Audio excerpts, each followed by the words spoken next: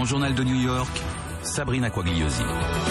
Allez, coup de projecteur tout de suite, comme promis, sur le marché de l'art à l'occasion des ventes d'enchères d'automne.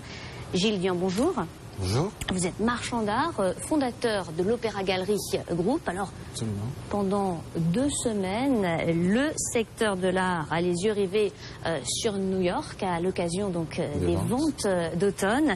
C'est la raison d'ailleurs pour laquelle vous êtes de passage ici, entre autres, à New York. Si on prend par exemple Sotheby's, 429 millions de dollars sur la seule journée de mardi dernier. C'est un record. On dépasse les records, les attentes. C'est le grand retour des grands classiques, c'est ça? En fait, les grands classiques, si vous voulez, leur cotation a toujours été stable, y compris quand on a eu une crise il y a environ 5 ou 6 ans, où il y a eu une crise pour certains artistes contemporains qui se sont un petit peu effondrés, mais les classiques ont toujours tenu.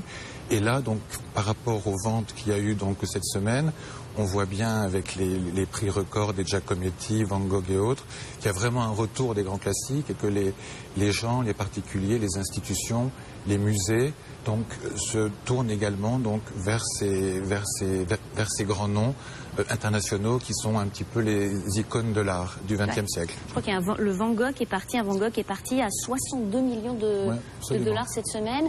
La semaine prochaine, ça sera l'après-guerre, le contemporain. Qu'est-ce que vous avez regardé tout particulièrement?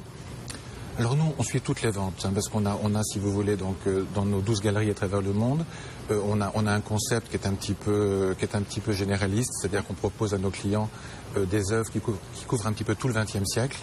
Donc on s'informe bien évidemment donc des prix auction et on propose des œuvres qui vont des impressionnistes aux American Pop Art. Donc on fait un point un petit peu sur tout et suivant les pays dans lesquels on est installé, les goûts des gens donc changent et on peut proposer donc à nos clients les œuvres qui leur plaisent et qui peuvent intégrer à leur collection.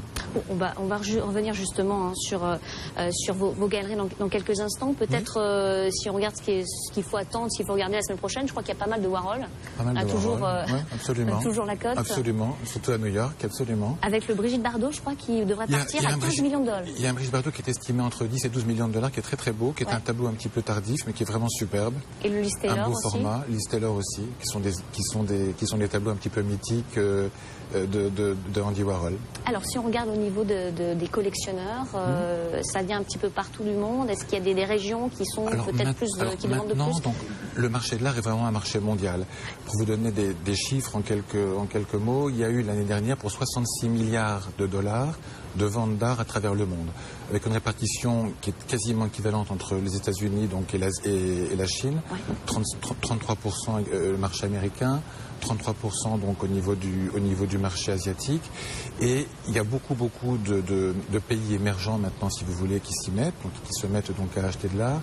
Il y a beaucoup de musées également, donc qui ouvrent à travers le monde, et de plus en plus de gens riches, de plus en plus de collectionneurs, et ça fait partie c'est un petit peu fashion, je dirais, donc d'acheter des pièces d'art, et les gens ont envie maintenant de mettre une partie de leur asset dans l'art, parce qu'ils ont compris.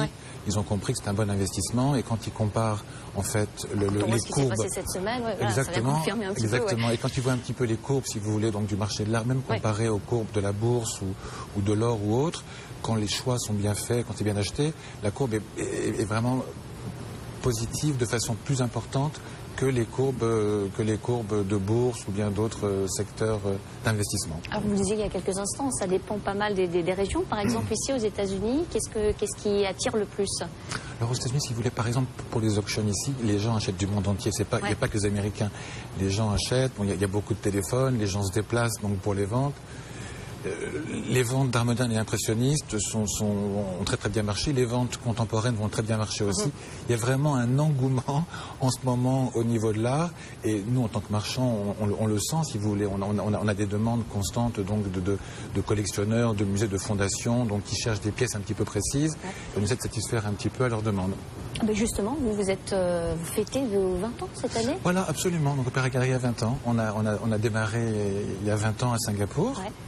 Et là, c'est notre 20e anniversaire. Et donc 12 galeries à travers le monde. Alors, on a 12 galeries à travers le monde. On a un plan de développement assez important. Là, on va ouvrir 3 autres espaces, 4 espaces donc dans l'année qui vient, avec une ouverture également à New York, Midtown, donc sur Madison. On est en train de finaliser donc un lease, une ouverture à Aspen également dans le Colorado, donc au mois de juin. Vous êtes pas mal présent ici aux États-unis, dans des endroits stratégiques. Absolument. Miami. On est également donc à Miami, et puis on a un programme d'ouverture également. Donc Aspen, le lease est signé, puis on va ouvrir à Los Angeles, Chicago. Et on a également donc des projets dans des endroits qui sont un petit peu plus exotiques, je dirais. Donc on va ouvrir une galerie prochainement à Beyrouth, au Liban, et une également à Bakou, en Azerbaïdjan. Vous êtes en pleine phase d'expansion là. On est en pleine phase d'expansion, absolument. On a beaucoup de travail. Justement, pour en revenir à ce marché américain, vous êtes arrivé pour la première fois en 2000, c'est ça, à New York? On a ouvert la galerie de New York en 2000, absolument. Ouais. Absolument. Et alors vous êtes à Soho. Alors vous bougez dans le Upper East Side. J'étais, si vous voulez, à Soho. On s'est séparé d'un associé, si vous voulez, historique qu'on avait sur place, qui a récupéré donc la galerie en mettant son nom. Et nous, donc, on est en train comme je l'ai dit tout à l'heure, de signer un lease, Midtown. On est en train on a quasiment finalisé. Pourquoi ce quartier tout particulièrement? Est-ce qu'il y a beaucoup de galeries dans le... Alors, il y a... Non, en fait, si vous voulez, le concept qu'on a, c'est un concept qui est un petit peu différent des galeries traditionnelles. On n'est pas forcément installé dans les endroits où se trouvent les galeries. On est installé dans des endroits, si vous voulez, où se trouvent les brands de luxe, en fait. Donc, on est en train de négocier un emplacement qui est sur Madison, mais à côté des grands bijoutiers, des grandes marques LVMH et autres. Donc c'est très important pour vous de vous associer à la Madison, c'est quand même... Absolument. Et toutes nos galeries dans le monde, d'ailleurs, on est dans des endroits un petit peu similaires. On est à Londres sur New Bond Street, on est à Paris, Saint-Honoré, Place Vendôme. En Asie, c'est pareil. C'est un petit peu le concept, si vous voulez, donc du groupe. Je crois que vous faites du co-branding aussi. On fait pas mal de co-branding, on fait beaucoup d'opérations avec des marques, absolument. On a fait récemment une opération avec le groupe Kering, qui a utilisé l'un de nos artistes, si vous voulez, Gulli, pour faire des éditions donc avec une marque de montres qu'ils ont acheté récemment, des éditions un petit peu limitées. Puis on fait pas mal de choses avec d'autres bijoutiers, et puis co-branding avec des banques. Ça se passe un petit peu partout dans le monde? Vous avez cette stratégie-là, comme ça Un peu partout dans le monde, absolument. On fait souvent des pré-openings également avec des private bankers, quand on fait des expositions en Asie, à Dubaï, en Europe ou ailleurs. Et on essaie au maximum de privilégier également donc les choix de co-branding avec des marques un petit peu de luxe qui peuvent correspondre un petit peu à notre environnement. Bon, en tout cas, c'est une stratégie qui semble fonctionner, puisque c'est une belle réussite. Si on regarde au niveau des chiffres, le chiffre d'affaires, par exemple, de l'année dernière. Le chiffre d'affaires consolidé, 190 millions de dollars. 190 millions de dollars. Vous avez pas mal de collaborateurs aussi, je crois.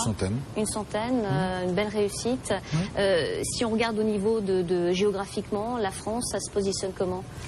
Alors la France, on travaille bien, nous, en France. Donc la France, la première galerie qu'on a ouverte au niveau du groupe, c'est la galerie de Singapour, donc en 94.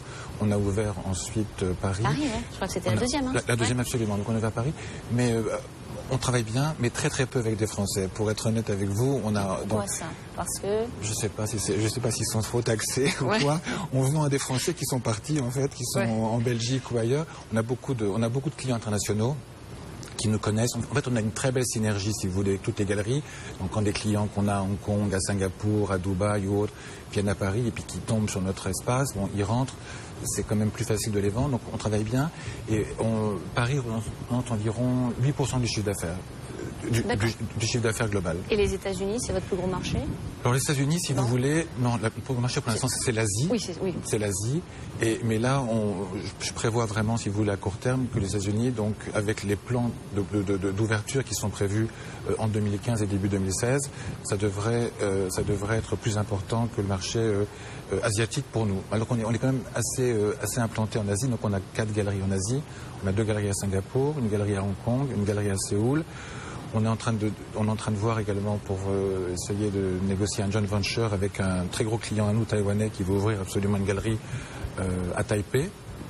Donc ça va être fait un petit peu plus tard, je pense en 2016. C'est un beau programme tout ça. Vous avez quand même le temps de venir de passer par nos studios du Grand Journal. Vous viendrez nous parler de l'ouverture qui est prévue chez Midtown. Qui est prévue en mars. Mars-avril 2015, absolument. Le rendez-vous est pris. Merci. Merci beaucoup Gilles, Merci. à très bientôt. À bientôt. Et bonnes enchères. On se retrouve quant à nous dans quelques instants sur BFM Business. Restez avec nous.